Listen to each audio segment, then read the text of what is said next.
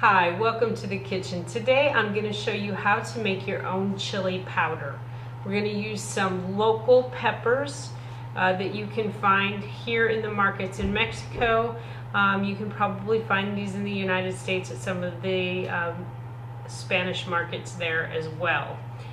So today we are going to be using some dried ancho peppers. These are the dried poblanos, called anchos when they're dried.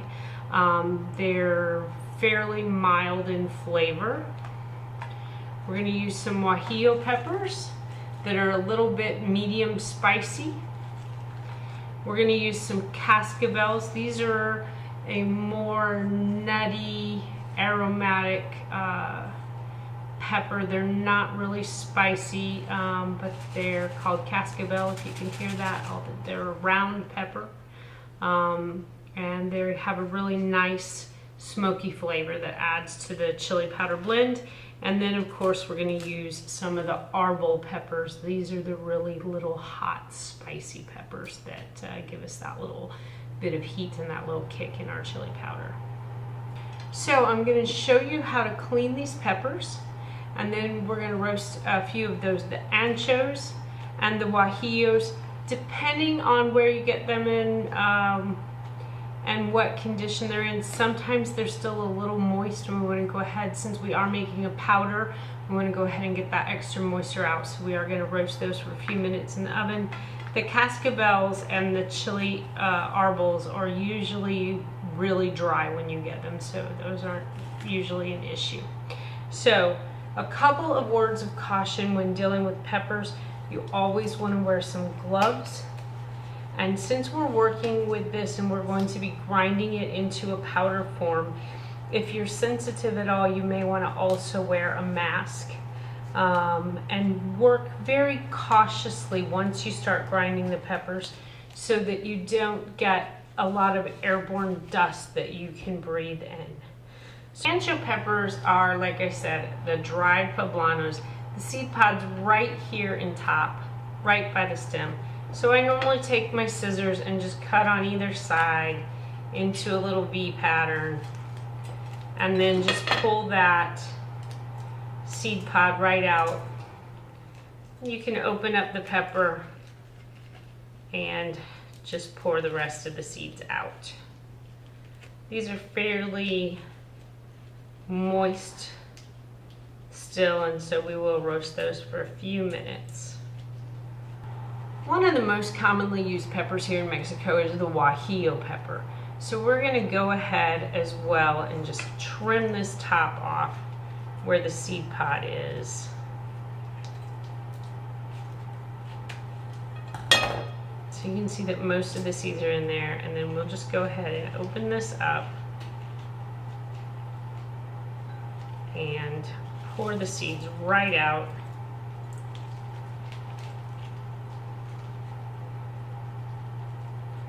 Sometimes you'll have these little ribs inside where the seeds are adherent, and you can just peel that right out of the pepper. These as well have retained a little bit of moisture that we're going to want to just roast out a little bit, but there you go. So you should be left with a kind of a leathery piece of pepper, dried pepper. The cascabel peppers are a nice, flavorful pepper. They're not particularly hot, but they do have a nice kind of smoky flavor to them that adds a nice element to your pepper blend. These also, they're fairly hard. You can shake them, and that's how they get their name, cascabel. You want to go ahead and just pull the stem out, and it will again have most of the peppers on it. I normally just rip these in half.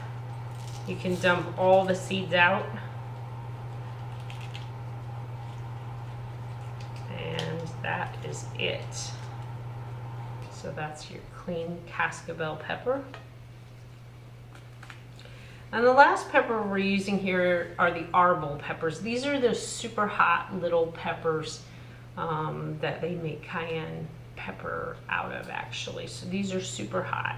They have a lot of seeds. So what you want to do is just trim the end off and then just dump the seeds right out. If you give them a squeeze, the seeds will usually just all fall right out. And those are your arbols. They're really tiny. When I make the pepper blend, I try to use about the same amount of peppers for each kind. I use a few more of these because they are really tiny, but don't go crazy because they are fairly hot. All right, so we're gonna clean the rest of these peppers and then we're gonna roast our anchos and our guajillos for a few minutes. Okay, so we're just making a small batch of chili powder blend for you here today. And what I've done is I've got 4 Ancho Peppers and 4 Guajillo Peppers here on the sheet. And we're just gonna roast these in a 350-degree oven for about 5 minutes just to get that extra little bit of moisture out. And while that's going on, I'm gonna go ahead and finish cleaning the cascabel and the arbol peppers. So I have a commercial spice grinder, which is a really handy tool to have, although it is quite expensive. You can use your food processor or a blender to get this job done. Once again, just exercise some precaution in making sure that you're not inhaling the powder from these chilies. So I'm gonna go ahead and put our anchos right into the grinder, and as you can tell, they're nice and crispy now. They've been roasted for just about 3 or 4 minutes. I'm just gonna put them right in here and grind them right into a powder. Just takes a minute or 2.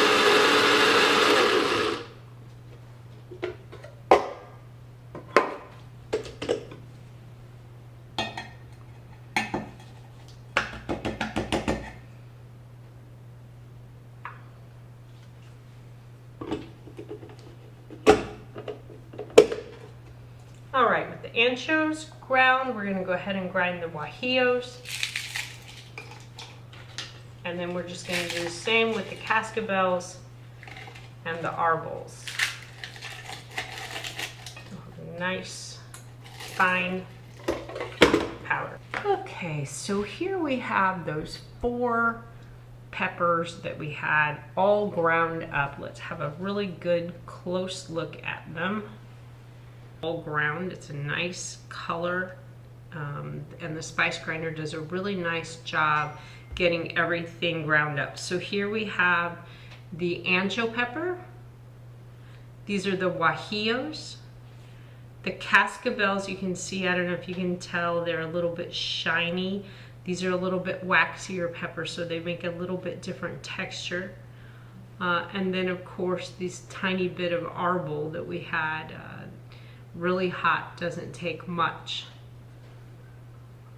Okay, so what I'm going to do is just go ahead and mix all of these peppers together. I've actually been working this afternoon and I've actually prepared a big bowl of the 4 pepper blend that we have here.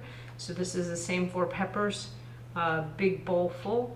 I make my own chili powder and I make a ton of chili. So what I'm going to do is go ahead and mix these together and go ahead and pre-measure these with my other spices and make my own little individual spice packets, if you will, for each batch of chili I'm going to make for the rest of the season. So I have my spices already prepped out, and when I go to make chili, I just have to grab a little bag and throw it right in with all of the ingredients for the chili.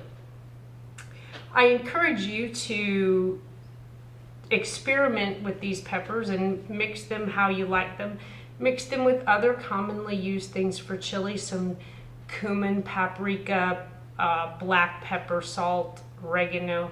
Just play around and get the kind of spice blend that you like. The spice blends that you buy in the market can be rather expensive, and this is a good way to make a large batch of seasoning just tailored to the way that you like it, relatively inexpensively.